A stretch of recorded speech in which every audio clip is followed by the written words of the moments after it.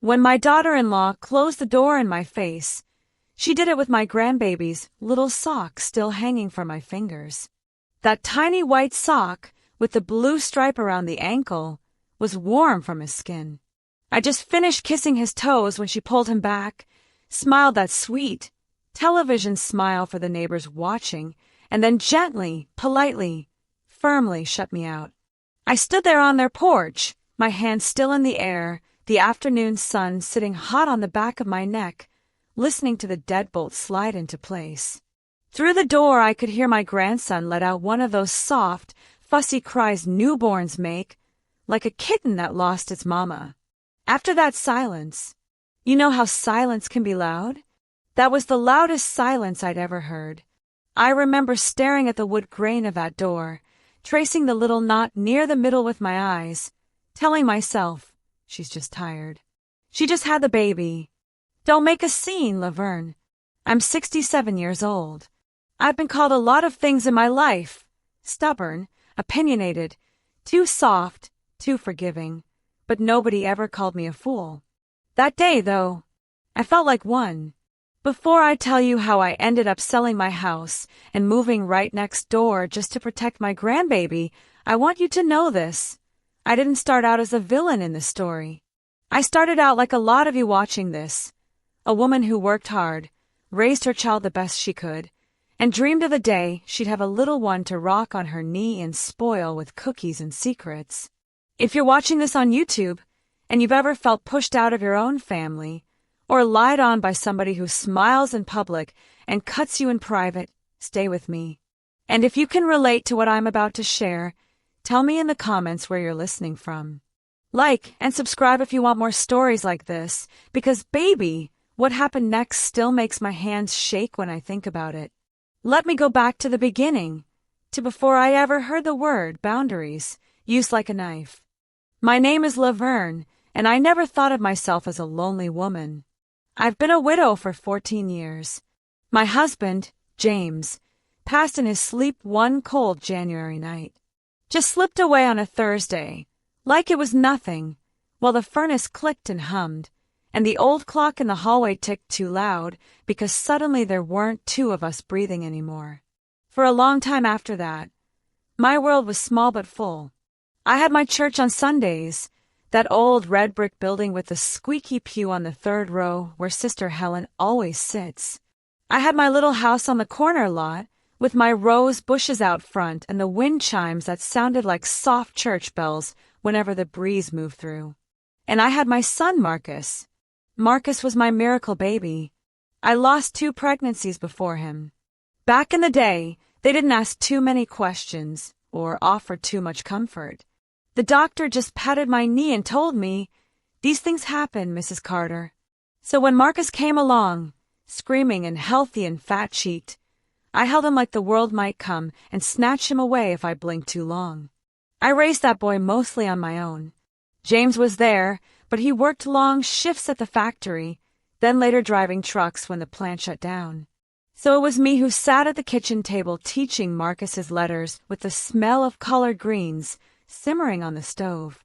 Me who pressed my hand over his chest at night when he had those wheezing spells, counting each breath. Me who clapped the loudest in that hot, crowded gym when he crossed the stage at graduation wearing that blue gown and crooked cap. Marcus was my pride. As he got older, he grew into one of those quiet men.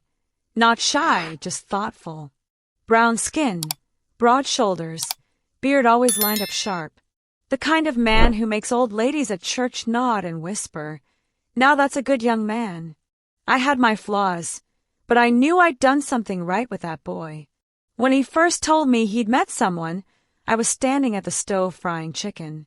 I still remember the sizzle of the oil, the way the grease popped up and kissed my hand when I flipped the drumsticks.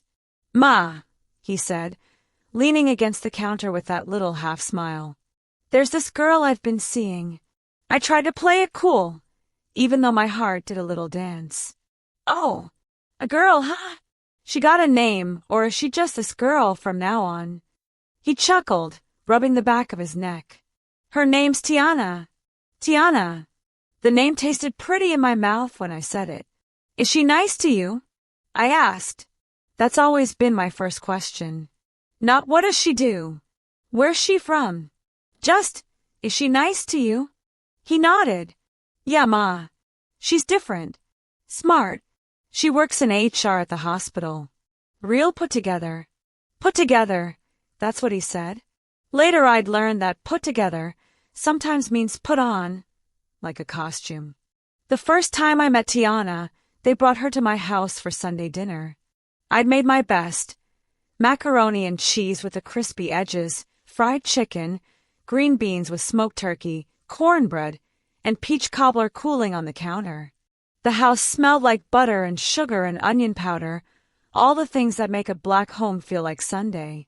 The doorbell rang, and I wiped my hands on my apron, smoothing it down over my hips.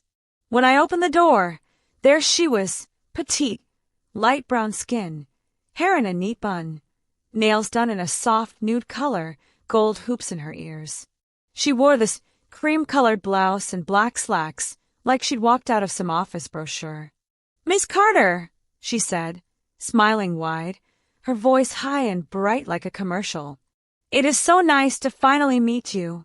She leaned in for a hug, and I noticed her perfume, something floral and expensive that floated into my living room and settled over my old couch like it owned the place.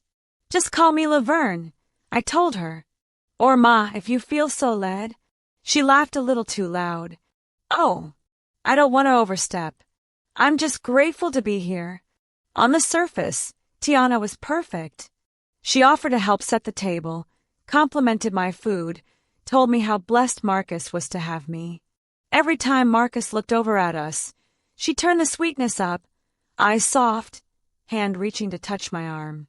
But every now and then, when he turned his head, the sweetness would just slide off her face like a mask slipping.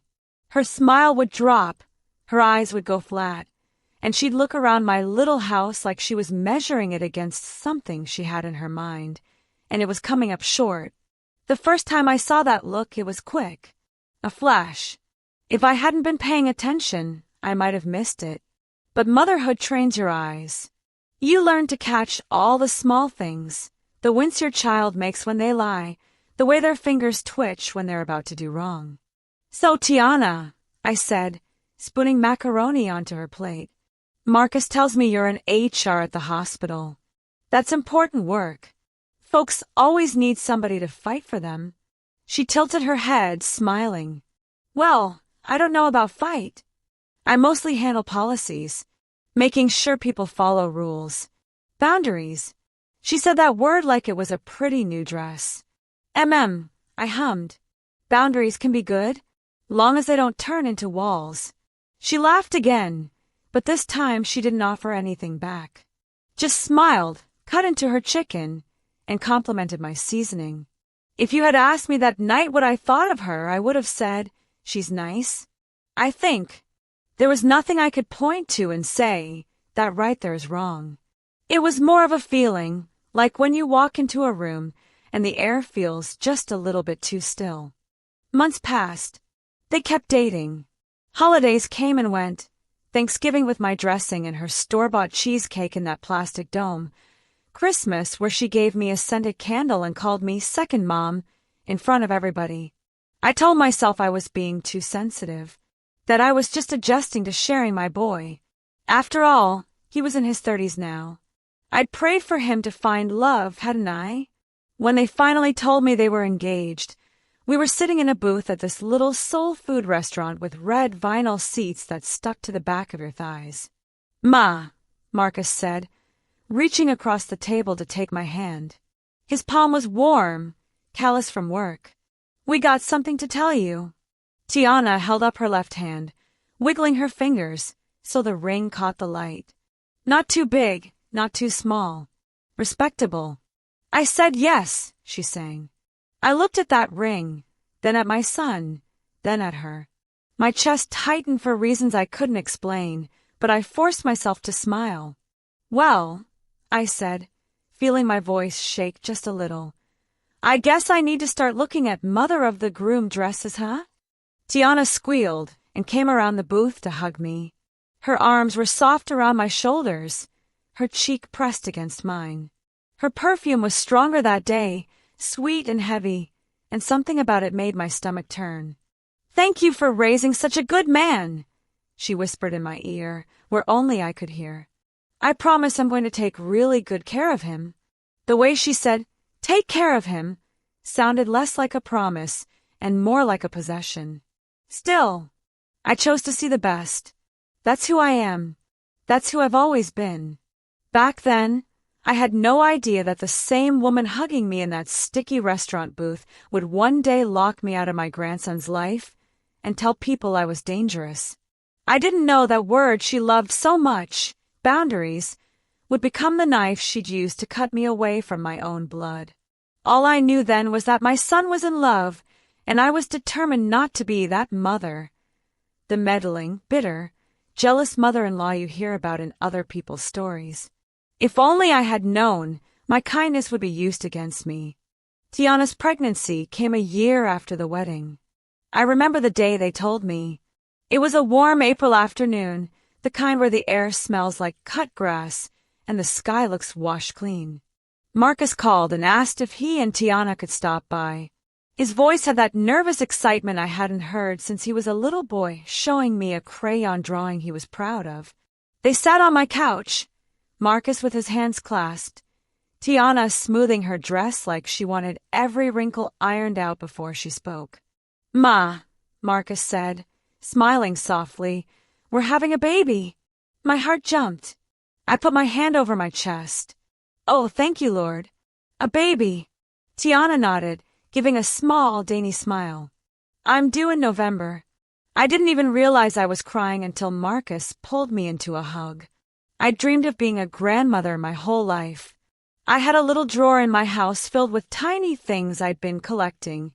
Hand-knit booties from a church bazaar, a yellow baby blanket from a thrift store, a book of Bible stories with worn edges.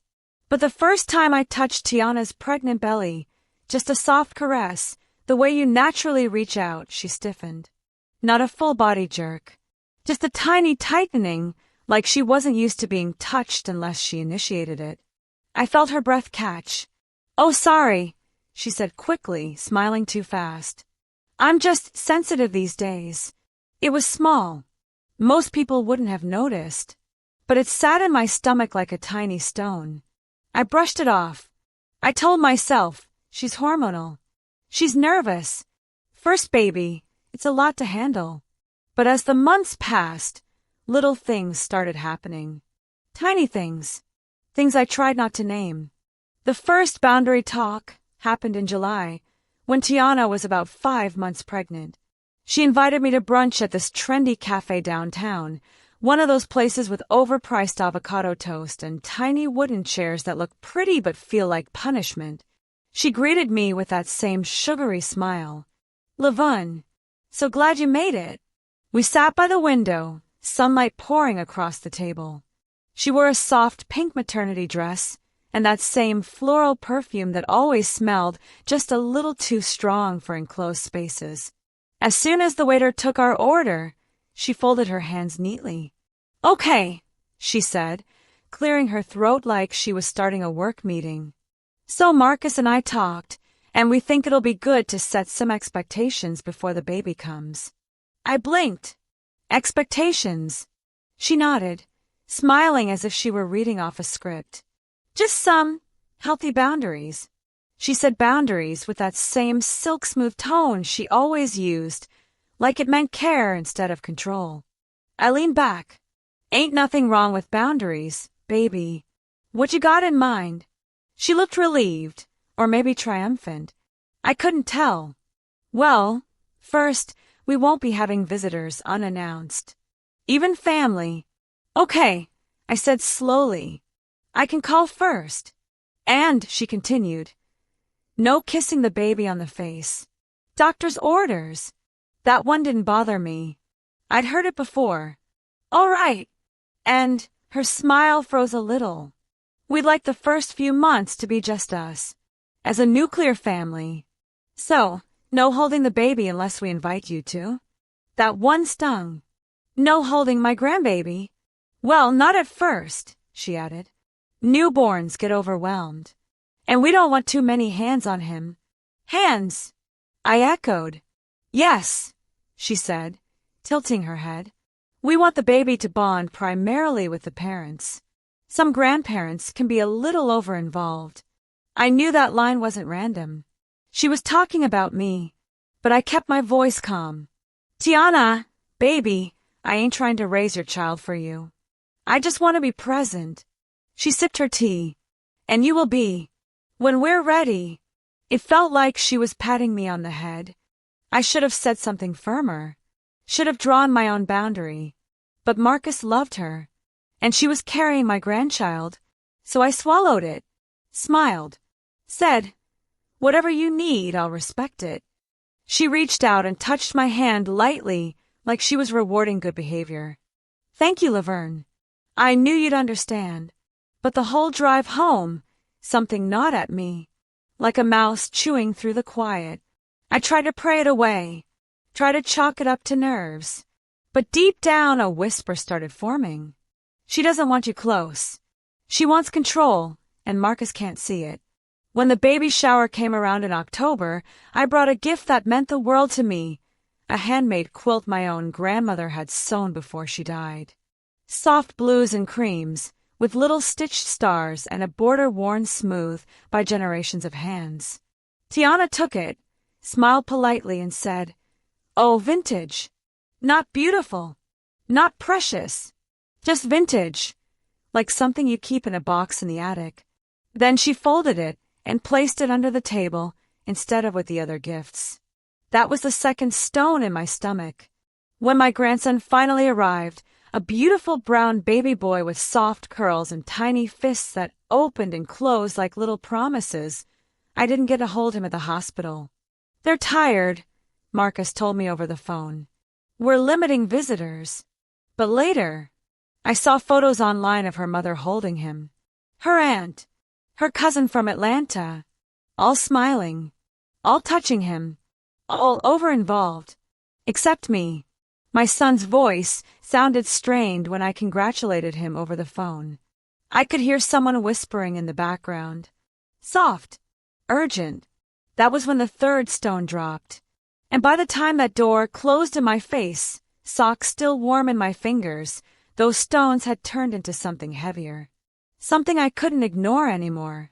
A suspicion that wasn't paranoia, but prophecy. The day I realized something was truly wrong didn't start dramatic. It started quiet. Too quiet. It was a Tuesday morning in early December, cold enough that my breath fogged the air when I stepped onto my porch. My neighbor's dog barked at the mailman.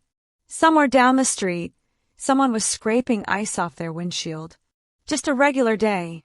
Marcus had promised he'd bring the baby by so I could finally hold him. "Just for a few minutes, Ma," he'd said. "I'll stop by after work." I cleaned the whole house, lit a soft vanilla candle, set out the little knitted hat I'd bought. My hands felt restless, excited, nervous, hopeful. I hadn't held him once since his birth. Not once. For weeks. For long weeks. By 3 o'clock, I'd sat by the window so long, the cushion beneath me had a warm dip in it. I kept telling myself, he'll come. He said he'll come. At 4, I texted him, "Everything okay?" No response. At 5, the sun dipped, turning the sky a bruised purple. At 6, the streetlights flickered on. At 6:15, I saw Marcus's car turn into their driveway. But he wasn't alone. I saw Tiana in the passenger seat, her face lit by her phone screen. The baby carrier sat strapped behind her. They had the baby. They had time to go out, but they didn't have time to stop by. Something inside me sank low and deep, a heavy, tired kind of disappointment. I sat there a moment, letting the hurt wash through me. Then I got up, pulled on my sweater, and walked the short distance to their house. The cold stung my cheeks, and the neighborhood was quiet except for the soft hum of their car engine cooling. I fixed my sweater collar and knocked gently on the door. I heard footsteps. Marcus's, I thought. But when the door opened, it was Tiana. She filled the doorway with that same practiced smile, bright, warm, polite. Laverne, what a surprise. I was just checking in, I said, trying to keep my voice steady. Marcus said he'd bring the baby by today. Everything okay? She tilted her head sympathetically, as if I were a child who'd misunderstood a rule. Oh, we got busy. Long day. She waved her hand lightly. You know how it is. Her tone was breezy, dismissive, too dismissive. Is Marcus here? I asked. Her smile thinned. He's so occupied. Just then, I heard the baby cry from somewhere deeper inside the house, a sharp, needy wail. My heart pulled toward the sound like a magnet. I leaned slightly. Is he hungry? Need anything? I can. She stepped into the doorway, blocking the view. We've got it under control. Her voice wasn't sugar anymore. It was steel wrapped in silk. The baby's cry grew louder. I felt my hand twitch, wanting to reach for him. Tiana, I said softly. I haven't held him yet. Not once. I'm not trying to overstep. She cut me off with a small laugh, the kind people do when they're pretending to be amused but really want to insult you. Laverne, I know you mean well, but we're really emphasizing attachment right now. Our therapist says too many different caregivers can confuse a newborn's bond. Caregivers, I repeated, my chest tightening. I'm his grandmother. Her eyes sharpened. The softness vanished completely. Yes, and that is exactly why we're setting boundaries now. You have a tendency to hover, like I was some buzzing insect. I felt a pinch behind my eyes. I just want to be part of his life. You will be, she said, closing the door an inch. When the time is right. There was something final in her tone, something that sounded too much like never. I swallowed, trying to keep my voice calm. Can I at least see Marcus? She hesitated, her mask slipping. He's tired. Tiana, I murmured. Why didn't you tell him you weren't coming by? He texted me this morning. She blinked, surprised, a tiny freeze before she recovered. Oh, well, plans changed. But I saw something flicker across her face. Annoyance, irritation, guilt. It hit me then, not loud, not dramatic but clear. Marcus never knew about the visit. She never told him. I forced a gentle smile. I'll just say hi real quick. I won't stay long. She stepped forward and pulled the door tighter. Laverne, we're not doing drop-ins. It's overwhelming for me. And for the baby. You're upset, and I don't want that energy around him. Upset? She called me upset? My voice stayed soft. Tiana, baby, I'm not bringing energy. I'm bringing love. Her face hardened. We're done for tonight. And just like the first time, she pushed the door closed. Only this time, she didn't bother to smile. I stood there again. Same porch, same cold air, same ache. But this time something inside me didn't just hurt. It woke up. The next morning, I got my answer, not through a conversation, but by accident. I went to the grocery store early, around 8. The store was nearly empty, just the hum of refrigerators and the soft squeak of wheels on tile. I was in the baby aisle, debating whether to buy a little blue onesie with Grandma's favorite on the front, when I heard a familiar voice. Tiana. She was standing at the end of the aisle with a woman I didn't know, tall, with box braids and a leopard print scarf. They didn't see me. You really still haven't let his mother hold the baby? The friend asked. Tiana sighed dramatically, adjusting her purse. Girl, no. She's too much. Always trying to be involved. Always giving opinions. But she's his grandma. Exactly, Tiana snapped. Which means if I let her in even a little, she's gonna think she has rights. I'm not dealing with that. Marcus is too soft when it comes to her. I froze. Then the friend asked, Is that why you told him she said something rude about you? My heart dropped. Tiana scoffed. Please. Marcus doesn't listen unless he thinks someone hurt my feelings. I had to make it sound like she questioned my parenting. Then he backed off. My hand tightened around the onesie.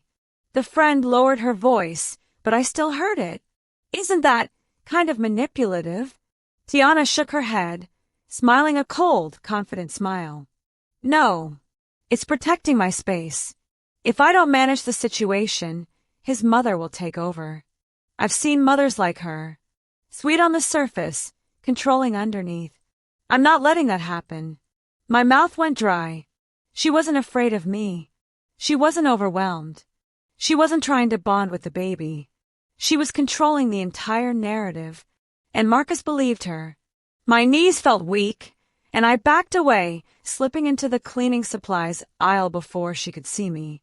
My ears rang, and my heartbeat thudded in my chest. She was lying to my son. She was shutting me out on purpose. She was poisoning him against me, gently, quietly, with that soft, sweet voice he trusted. Right there, standing between a shelf of baby wipes and disinfectant spray, I felt something shift. A quiet resolve. A strength I didn't know I still had. If she wanted a battle of boundaries, she picked the wrong grandmother. I spent the rest of that day pretending to do chores around my house, but my mind wouldn't quiet down. Every folded towel, every wiped counter, every rinsed dish was just a way to keep my hands busy so my heart didn't burst open. Tiana wasn't overwhelmed. She wasn't anxious. She wasn't confused. She was calculating. And she was doing it with a smile sweet enough to pass inspection from anyone who didn't look too closely. I'd seen women like her before, in church circles, in neighborhood associations, in PTA meetings back when Marcus was little. The ones who hid their claws under perfect manicures. The ones who weaponized politeness. The ones who used softness like a blade. But never, not once, had I expected that type to marry my son. That evening, I sat on my sofa with the lights low, staring at my silent phone. Hours passed. No call from Marcus. No apology. No explanation. I realized something painful. He didn't know. He didn't even know he didn't know. He was lost inside her version of the truth. I knew I couldn't just sit back anymore. That night, around 9 p.m., I put on my coat and walked the block to their house. I didn't knock, not to start drama, but because I wasn't welcome. I simply stood across the street, watching through their front window from a distance. I saw Marcus holding the baby against his shoulder. Saw him kiss that tiny head the way I'd prayed I'd get to someday. And then I saw Tiana walk up behind him, sliding her arms around his waist, whispering something in his ear that made his shoulders soften and his jaw unclench. She looked loving. God help me, she did. It was the first time I'd seen her smile without that polished, public shine. Her eyes crinkled at the corners. She rested her head on Marcus's back like she actually cared. That was the moment I realized something more complicated. She wasn't simply cruel. She was territorial. She loved Marcus. Loved the baby. But her love had conditions. Tight, choking conditions. When Marcus went upstairs to put the baby in his crib, Tiana walked back into the living room and sat on the couch. She checked her phone, sighed, and rubbed her temples. She looked tired, overwhelmed, like a girl playing a role she didn't know the lines to. And then she cried, alone, quietly, but genuinely. I felt my breath hesitate. This wasn't the villain. This wasn't the mask. This was the girl underneath. That moment right there, watching her crack like a porcelain doll under too much pressure, should have softened me. But all I could think was, if she's struggling, why break me to feel big? Why take my grandbaby away instead of asking me for help? A good woman asks for help. A frightened woman pushes everyone away. I walked home with shaking hands. The true betrayal came 2 days later. Marcus called around noon. Ma, he said, his voice stiff. We need to talk. My heart dropped. Okay. Is everything all right? Not really. He cleared his throat. Tiana told me what happened. My stomach tightened. What happened? That you showed up at the house unannounced, he said, a little edge creeping into his voice. She said you tried to push your way inside. that you made her feel unsafe. I sat down. Marcus. I knocked. She opened the door. I didn't push. I didn't raise my voice. I just asked to see the baby. That's not how she told it. Because she lied. Silence. The kind of silence that fractures things. Ma, he said softly, why would she lie about that? I almost laughed, bitter and heartbroken. You tell me, Marcus. Why would your wife lie about your own mother? She wouldn't, he said, but his voice wavered. She's not that type of person. She is that type of person.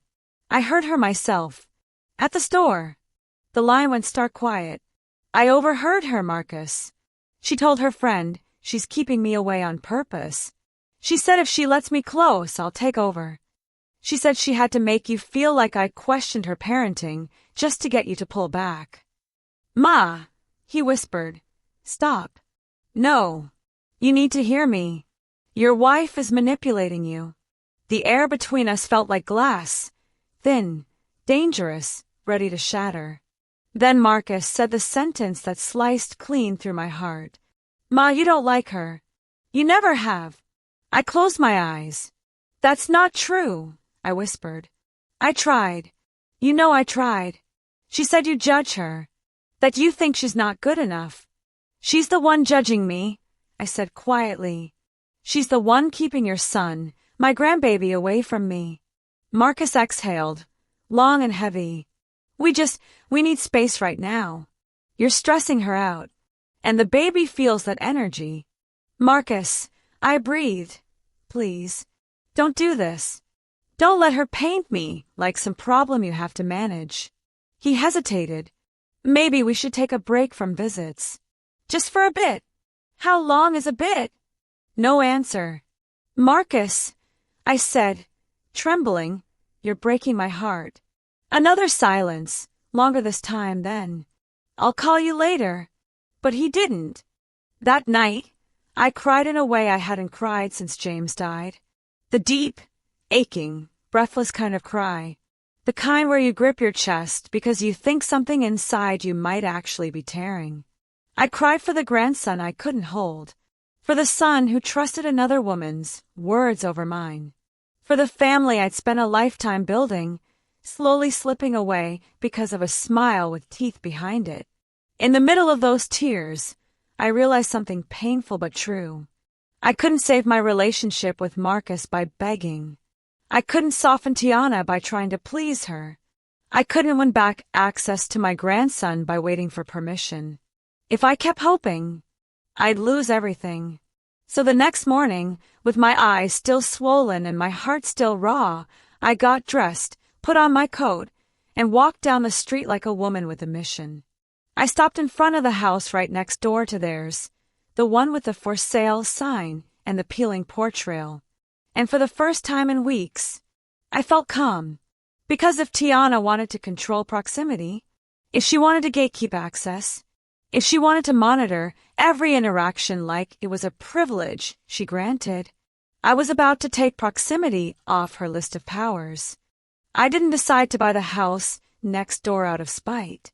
People like Tiana always think everything you do is about them, but the truth was simpler than that. I wasn't going to lose my grandson.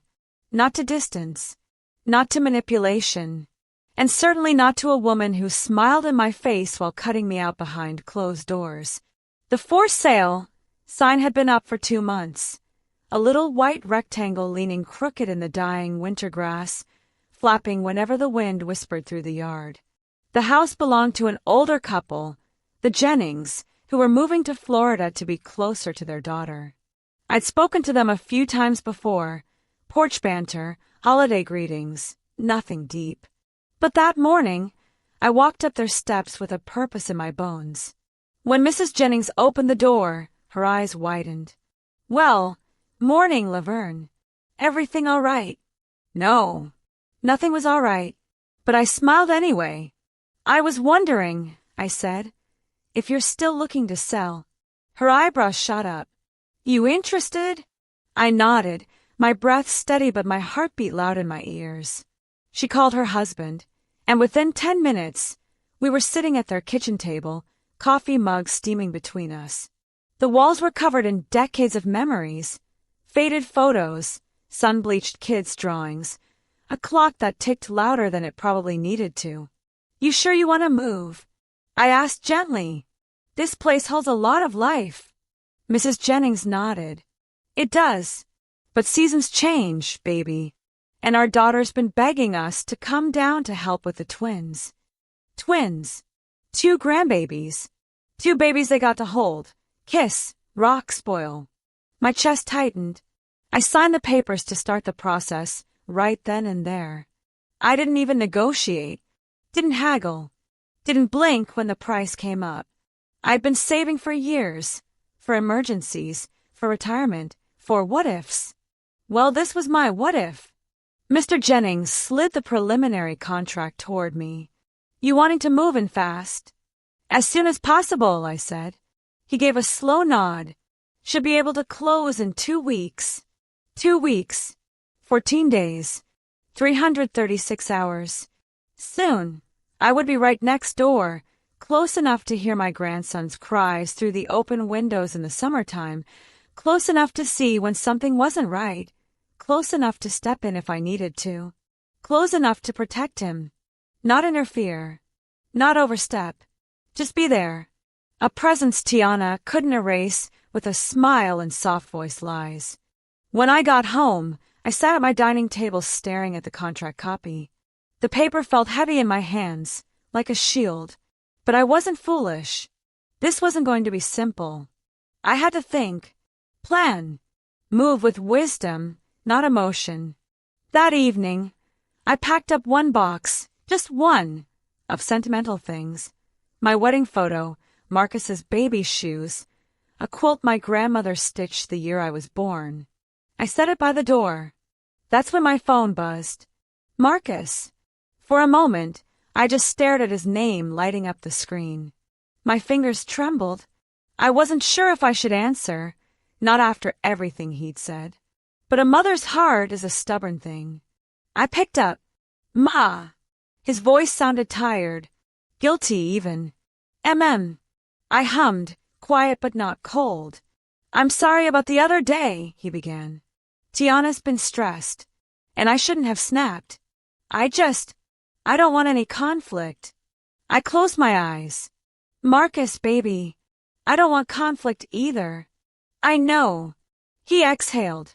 "Tiana said she's willing to try again. Maybe we can do a short visit this weekend." There it was. A crumb. A tiny crumb of access. But I heard something underneath his words. Something hesitant. Something uncertain. As if he wasn't fully choosing this, he was managing it. I didn't want to argue. Not over the phone. Not when healing could be possible. So I breathed in slowly. "That sounds fine," I said gently. "Just let me know what time." But when I hung up, the peace didn't come. In fact, that call confirmed it. Tiana had control of the entire situation.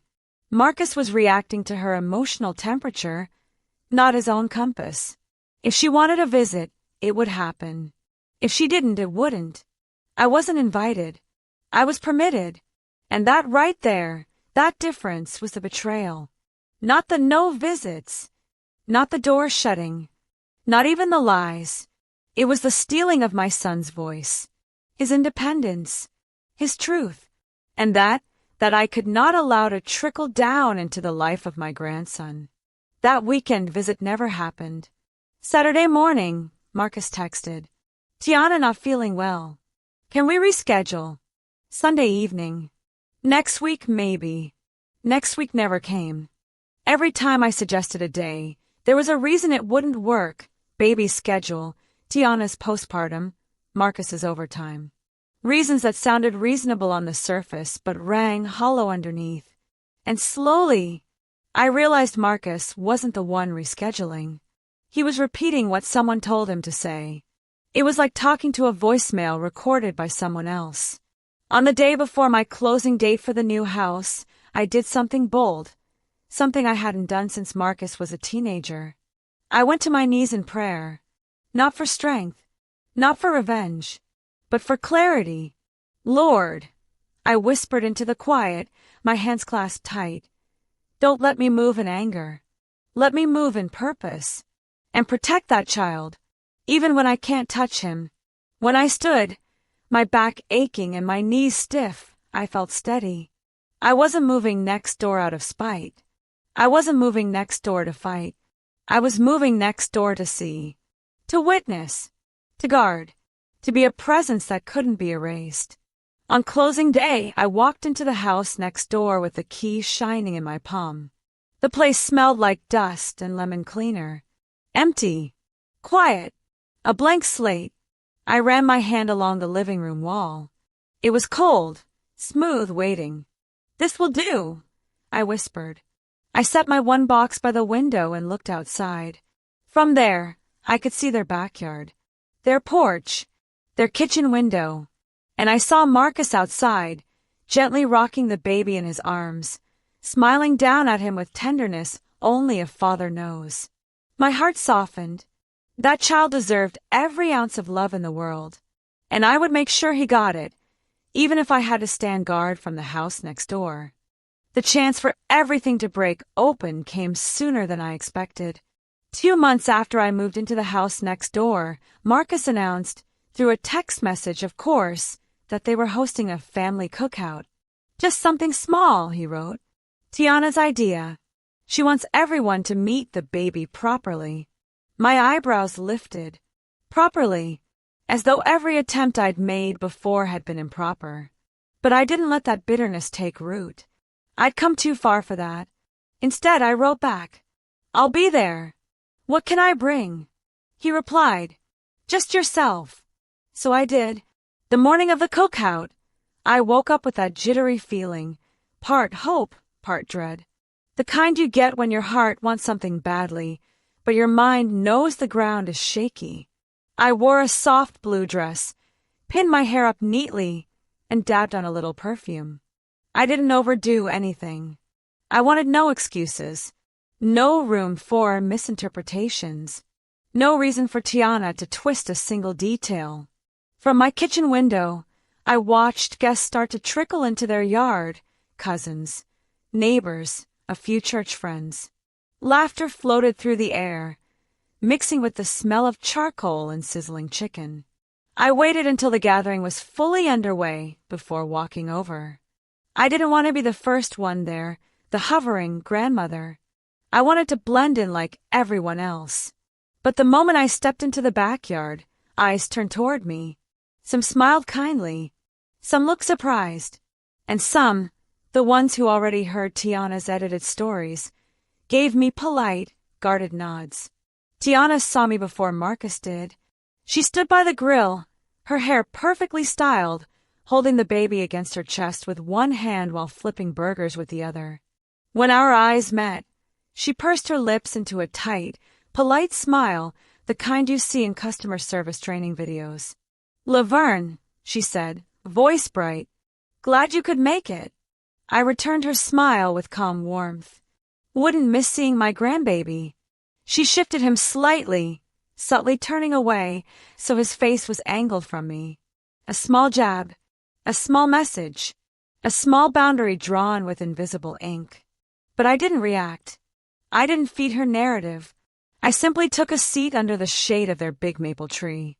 A few relatives came by to say hello, and I kept my tone light, pleasant, unbothered. If a storm was coming, I'd face it with grace. After a while, Marcus walked over. He looked tired, new father tired, but also worn in a deeper way. Like he'd been carrying someone else's emotions for too long. Hi, Ma, he said, leaning down to hug me. I hugged him back softly. My boy. Glad you came. He glanced around. Tiana's really trying today. I simply nodded. Then he said something that made my stomach flip. She wants to show everyone we're all getting along. Getting along. I wondered what version of me she described to others. As if reading my thoughts, one of Marcus's cousins whispered to me while passing by. She don't seem so bad to me. You must have been exaggerating. That confirmed it. Tiana had been painting me as difficult, emotional, invasive, And today was her performance, her stage, to prove herself the reasonable one. Half an hour later, the baby woke up with a soft whimper. Tiana lifted him from his stroller, patting his back as she walked around greeting people, letting them coo over him. One by one, she let others hold him, her aunt, her cousin, 2 of her coworkers. Everyone except me. I watched, silent, hands folded in my lap. Each person who held him felt like a twist of a blade I wasn't supposed to feel. Finally, Marcus noticed. "T," he said gently, "why don't you let Ma?" Tiana cut him off with a cheerful laugh. "Soon, babe.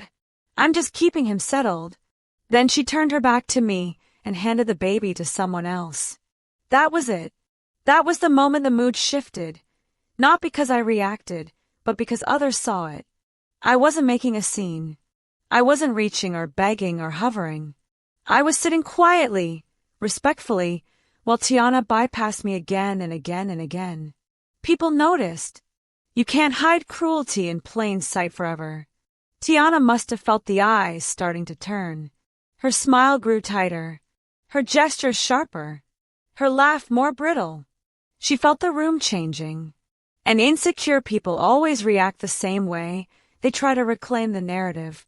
So she walked over toward me, baby on her hip, and projected her voice, just enough for nearby guests to hear. "Laverne," she said sweetly, "we're not doing baby passing today. It's too much stimulation for him." I blinked slowly. "You've passed him to 5 people. That's different." Her smile twitched. "They're gentle. And I'm not." I asked softly. Her face twitched. Barely, but enough. Before she could answer, Marcus walked up behind her, brow furrowed. "Tiana," he murmured. "Let her hold him. It's fine." Tiana stiffened. Then she said, loud enough for everyone to hear, "I don't feel safe with that." A gasp rippled around us. Time stopped. Those 6 words were a knife to my throat. I stood up slowly, my breath steady, my voice even. "Safe," I repeated. "Tiana, I've never harmed a soul in this family." She laughed lightly, fake, airy, but her eyes were cold. "It's just, you bring too much emotional energy. It's overwhelming for me. And for him." Marcus looked confused, glancing between us. "What are you talking about?" But Tiana wasn't talking to him. She was talking to her audience. The crowd she'd been grooming with her soft voice poison. The narrative she'd been building. "Marcus," she continued, "your mother keeps ignoring boundaries. She keeps showing up. She keeps." I cut in, quietly, firmly. "I haven't shown up unannounced. Not once since we talked. And you know that." Tiana's jaw tightened. "You're twisting things." "No," I said, finally letting truth sit heavy in the air. "You are." The yard went silent. Only the grill hissed softly in the background. Then, from the far side of the yard, her friend, the one from the grocery store, said, "T, didn't you tell me?" She tried to force her way inside. Tiana's eyes widened, panic flickering. Marcus turned slowly. "You told people that?" Tiana stammered. I didn't mean." "And didn't you say," her friend continued, frowning, "that you needed to manage the situation so his mom wouldn't take over? Isn't that what you said?" A full hush fell. Marcus looked stunned. His mouth opened, but no words came. Tiana's mask shattered right there, cracked open in front of everyone. Her breathing grew fast. She clutched the baby too tightly, and even he began to fuss from the tension. I stepped closer, not threatening, not loud, just steady. "Marcus," I said softly, "I never forced my way in. I never disrespected your home.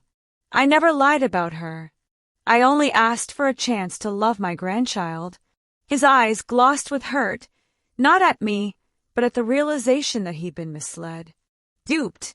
Controlled. "Tiana," he whispered, "why would you say those things?" She shook her head, tears welling but not falling. I didn't want her to replace me. I didn't want to lose my place. I panicked. And then she said it. I knew if you saw how good she was with him, you'd start comparing us. Her voice cracked. She burst into tears, loud, messy, unrestrained. But it was too late. The truth was already out. People murmured. Some shook their heads. Others walked away awkwardly. Tiana sank onto the bench, crying into her hands. Marcus stood frozen, baby still fussing in his arms. I stepped back, letting the moment breathe, letting the truth do its own work. That day she lost more than her mask. She lost control, and everyone saw it. When the crowd began to thin, people gathering their plates, murmuring quiet goodbyes, avoiding eye contact with Tiana, I stayed where I was beneath the maple tree, hands folded neatly in front of me. I didn't gloat. I didn't smirk. I didn't even breathe too deeply. Because victory, when it comes at the cost of family, never feels like a win. It feels like a wound. Marcus held the baby, bouncing him gently as if trying to soothe not just the child, but the crack in his own understanding. His eyes were glassy, bewildered, still piecing together the truth he'd refused to see. Tiana cried on the bench, shoulders shaking, her face buried in her hands. Every few seconds she'd peek up, as if checking who was watching, before crying harder. But nobody was watching anymore. The performance was over.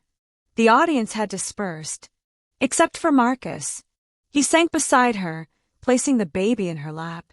The child whimpered, sensing the tension like newborns do. Marcus rubbed her back, but I could tell his comfort was automatic, habitual, not trusting, not believing. Just a reflex from years of managing someone else's fragile emotions. I stayed still, quiet, present. I wasn't going to run away from this moment, not after everything. After a long minute, Marcus stood. He handed the baby to his cousin and walked toward me with a heaviness in his steps, like each foot carried 10 pounds of confusion. "Ma," he said softly. I looked up at him. "Yes, baby." He swallowed hard. "I'm sorry." The words trembled, broken, ashamed. I shook my head gently. "You didn't owe me an apology, Marcus. You owed yourself the truth." He closed his eyes at that. A tear escaped, rolling down his cheek the way tears did when he was a little boy who lost his toy at church. "I let her. I believed." He couldn't finish the sentence. I opened my arms, and he stepped into them like that same little boy, burying his face in my shoulder. "I'm so sorry, Ma," he whispered again. "I didn't know. I swear to you I didn't know." I rubbed his back, slow and steady. "I know you didn't. That's why I never blamed you." He stepped back, wiping his eyes. Why didn't you say more? Why didn't you fight harder? You could have told me." A small, sad smile tugged at my lips. "Because you weren't ready to hear it," I said gently. "A mother knows when her child's ears are open, and when they're not." He exhaled, long and shaky. "You moved next door because of all this?" I held his gaze. "I moved next door to protect what's mine. My grandson, my peace, and yes, my relationship with you." He nodded slowly, like he finally understood that moving closer wasn't about war. It was about love. Deep, stubborn, unshakable love. "We need to talk," he said, glancing back at Tiana. "I know," I said, "but talk to her gently. She's not evil, she's scared. Scared people make messy choices." He frowned. "She lied, Ma. About you. About everything." I sighed.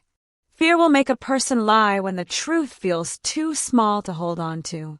For the first time since the baby was born, Marcus looked at me like a man who truly saw me. Not a problem, not a burden, not an emotional inconvenience. Just his mother. "I want you in his life," he said firmly. "Fully. Not hidden. Not in secret." A warmth spread through my chest. "Then we'll take this one step at a time." Later that evening, after the last guest had left and the backyard had quieted, Tiana approached me. She looked smaller, her shoulders slumped, mascara smudged, face blotchy. "Laverne," she croaked. I'm sorry." I let the silence stretch just long enough to make room for sincerity. She twisted her fingers. I didn't know how to share him. I didn't know how to let anyone in. I thought if Marcus saw how good you were with him, you'd replace me. I thought he'd love you more. I blinked slowly, studying her face. She wasn't performing now. There was no sweetness coating her tone. No audience. Just a young woman terrified of losing control, losing relevance, losing her place in her own family. "Tiana," I said quietly, "motherhood is not a competition. It's a calling. There's room for all the love a child can hold." She sniffled. "I didn't grow up with that. My mother wasn't, she wasn't soft. Love always felt like something I had to fight for." I nodded. "And that's the problem. You think love is scarce. But it's not. Not in this family." Her chin trembled. "I hurt you. I pushed you out." "Yes," I said honestly. "You did. And I lied," she whispered. "To Marcus. To myself. To everyone." "Yes," I said again. Her eyes filled with fresh tears. "Can you ever forgive me?" I took a slow breath. "Forgiveness is a path, not a moment. We'll walk it if you're willing." She nodded eagerly, too eagerly. "I am. I swear I'll try. But," I added gently, "trust comes back in pieces. Not all at once." She bit her lip. "I understand." And for the first time since I'd met her, I believed she did. As the sun dipped low, painting the sky in soft shades of peach and lavender, Marcus came out holding the baby, finally extending him toward me with both hands. "Ma," he said softly, "meet your grandson." My throat tightened. That tiny velvet-skinned boy, wrapped in a blue blanket, blinked up at me with wide, curious eyes. His little fists balled and relaxed against his chest. His lips pursed like he was making a decision about me. With trembling hands, I took him, gently, reverently, like holding a piece of heaven I'd been denied for too long. He was warm. He smelled like milk and baby powder. His breath was soft against my neck. And something inside me, something bruised, something aching, finally healed. Marcus watched me with soft eyes. Tiana stood nearby, hands clasped tightly, watching with equal parts fear and hope. I rocked him slowly, letting the moment settle deep into my bones. "Hi, my sweet boy," I whispered into his soft curls. "Grandma's here." And this time no one took him away. Holding my grandson in my arms that evening felt like reclaiming a part of myself I'd almost lost. Not because of Tiana, not because of Marcus, but because I'd forgotten something important. Love doesn't disappear just because someone else is scared of it. For weeks, I let someone else's fear define my place in my own family. I shrank. I tiptoed. I prayed for access like it was something to earn instead of something that already belonged to me. But becoming a grandmother taught me something that motherhood didn't. There will always be people in your life who mistake your love for control, who see your presence as a threat, who try to dim your light because they're still afraid of their own shadow. But you don't have to fight them. You just have to stand steady, stand present, stand true, not with anger, not with manipulation, just with quiet, unwavering love. That love, steady and patient, is what finally opened Marcus's eyes. It's what softened Tiana's fear. And it's what brought me back into my grandson's life, not as a guest, but as family. These days, I see him often. We take slow walks around the neighborhood. He sits on my hip while I hum old songs my grandmother sang to me. And sometimes, on warm afternoons, I look out my window and see Tiana watching us with a small, uncertain smile. Healing doesn't happen in one moment. It happens in 1,000 tiny ones. And every time my grandson reaches for me, I know we're building something whole, something new, brick by brick, heart by heart. Now let me ask you, if someone tried to cut you out of your own family, how far would you go to protect your place? Tell me in the comments. And if this story touched you even a little, go ahead and like this video, subscribe, and stay tuned for more stories just like this one. Thank you for listening.